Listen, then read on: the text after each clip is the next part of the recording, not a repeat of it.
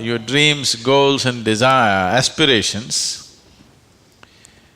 it's good that you spend little more time on it and see, will this really mean something to you even after 25 years, 50 years? If you're in your deathbed, will it still mean something to you? You must look at it. Whatever you're aspiring for, whatever you're dreaming of, whatever goals you have set, will it really mean something? Because most of these goals are traps. They're just traps. You get in, it's only one-way street, you can't turn back. I want you to look at this, because many of them are older than you. You ask them what they dreamed of at 18, they're fortunate it didn't come true.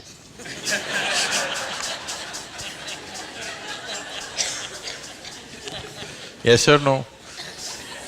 If everything that you desired and dreamed came true in your life, could you live with it? Fortunately, many of those things got filtered and never came true, isn't it? So, it will be very good if anybody of your age, if they want to decide and fix the goals of their life, it'll be very good if they take a break from all influence that's around them. Social influences, family influences, other influences, withdraw somewhere, that's why an ashram. Withdraw somewhere, sit down, meditate, bring yourself to a certain level of clarity and joy. When you're very happy and clear, you must decide. Not in desperation, you set goals. Desperate goals that you set will mean a lot to you at that moment. Tomorrow morning you look, you don't know why you're tangled up with it. So, it'll be good. If you're fixing your life, it's best that you do it when you're very, very peaceful, happy and clear-headed, isn't it? Not influenced by anything around you, simply by yourself. Sit and decide what is it that you really want to become in your life. What is it that will be of enduring value for you, not for somebody else, for you. And you don't have to build a personality for that, you strive for that. The necessary persona will come. You must understand what a personality is. The word personality comes from the word persona. Persona means in Greek or in Latin, I'm sorry, is a mask. This is a mask that they used to use in old theaters. Now the same people will be playing many roles. Let's say Ramayana is happening. You have to play Rama's role also and Sita's role also and Lakshman's role also. For everything there's one mask. You hold this mask and speak like Rama, keep it down. Hold this mask and speak like Sita, keep it down. Hold this and speak like Hanuman and keep it down. This is how the plays were done. So it is those masks which were referred to as persona. So personality means you held a mask and mask got stuck to your face, you couldn't pull it out. That means you have a personality. Personality is something that people are trying to develop because they have no sense of being. Instead of the real thing, you're trying to concretize the fake thing. If you are in touch with your being, why do you want a personality? It's not necessary. You can be a different kind of personality in different places. You are actually already. Or are you stuck with one personality? Some people are. People who are simplistic in their head have only one personality. Others have different personalities in different areas of life, isn't it? If you had seen me before like 1999, that is before the consecration of Dhyanalinga, I was a completely different kind of person, okay? To such an extent, everything about me was so different. Well before that things happened that was beyond me, but this was conscious. At that time I was single-minded towards a certain purpose, I was in a certain way. So after… I never thought I will live beyond that. but somehow things happened. Then I thought, okay, now that the work is over, let me change my personality completely. To fulfill that, I had acquired a certain kind of personality. And now that it's over, I thought, let me change it. And I told people around me, see, I'm going to change my personality. Don't be shocked, I'm still the same guy. They said, no problem, this. I said, just hang on, because things will change. Everything about me will change, the way I operate will change, the way I speak will change, the way I dress will change, the way I do, everything will change. They said, no problem, we know you, we love you with this. I said, that's okay, hang on tight, because when things change, people fall off. Lot of people fell off because they couldn't believe. Where is that person that they knew? That person just evaporated, you know This is a new person, they can't identify with this new person. I told them and changed. In spite of that, they fell off, so many of them. So many of them who were very dear to me and very close to me, they fell away because I changed so dramatically. And I told them I'm going to change because one phase of work is over, now it's time to change my personality. The way I look, the way I dress, the way I speak, the very way I am, everything about me. I even changed what food I like. I changed my personality, so I thought I'll change my food also. So personality is something that you have taken on, but you have become so unconscious about it that you think it's for real. You're asking how to develop, that means you're making it up, right?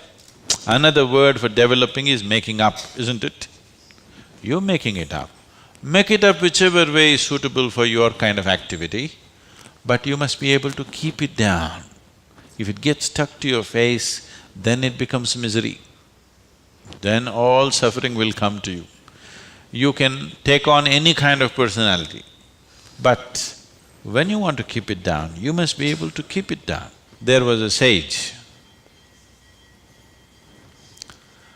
He was so wise. People went to him and crowds gathered. Then the king went to him and the king saw such a wise man should be in his court.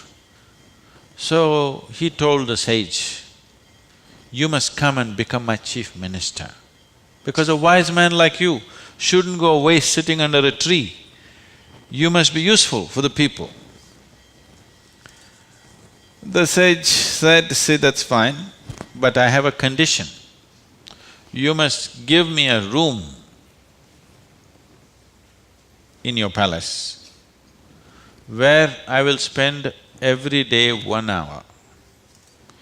You should never peep into that room, you should never ask me what it's about, you should never break into it, nothing. This room should be left unexplored by yourself, your servants, your secret agents and everybody. King thought, that's not a problem. What's the problem with me? You want your room, why do I want to look into your room? Take it. Then whenever any important meeting is to come, this man who's sage, now who's become a minister, so he's wearing appropriate clothes for the palace, but he goes in to this room and locks himself for 1 hour and comes out. A few months and years passed, but then after that, king's curiosity, it even got us to Mars. He wants to know what the hell is he doing inside. So rumors started all around, oh, he's doing something, he's got somebody inside, maybe he's an enemy agent, he suddenly landed here, what is he doing there, what is he doing there? Everybody, the whole palace started buzzing around with what is he doing in this room. Everybody wants to see what's in the room, but it's always locked, he goes in, spends time there and comes out. Especially when something important is to be done, he goes in. All kinds of rumors happened. So, One day, king couldn't hold it. King asked this man, "I want to see what's in that room." He said, "Well, there's a promise you've given me. If you break the promise, I will leave." So he contained it. He doesn't want to lose the man. He's too wise. And then his other courtiers started talking, "How can you allow this? We don't know what's happening inside. It could be dangerous, it could be this, it could be that." One day when he was not there, they broke open the door and went inside. They looked around, the room is empty, no furniture, no nothing, just empty room. They looked, nothing. Then what does he do here? Then in one corner they saw very, worn out clothing hanging there and a begging bowl. They went. They couldn't make out what this is. Then he came in. He said, "Well, you wanted to see, you have seen." The king asked, "What do you do here?" He said, "Whenever I want to make any important decision, I come here, wear my worn-out clothes and sit with a begging bowl. Clearly, that I don't want to be caught up with all the things of the palace. I want my wisdom not to be lost in these clothes and in this jewelry and in this stuff. So I come here, wear those clothes, sit with my begging bowl, make the decisions and then come out. Now you've broken the promise," and he left. So, this is what meditation is for you. Every day when you sit, you strip yourself down. You don't have to do anything about it. If you sit there simply, see, anything that's made up needs constant support from you, isn't it? See, suppose you tell a lie. It needs constant support to keep it up, isn't it? But if something is true, you can even forget it, but it's still there, isn't it? You understand what I'm saying? If something is true, even if you forget it, it's still there, no problem. But if it's a lie, you have to keep it up. Your personality is a lie. Your being, your existence is the truth. You don't have to keep this up. This will be anywhere there.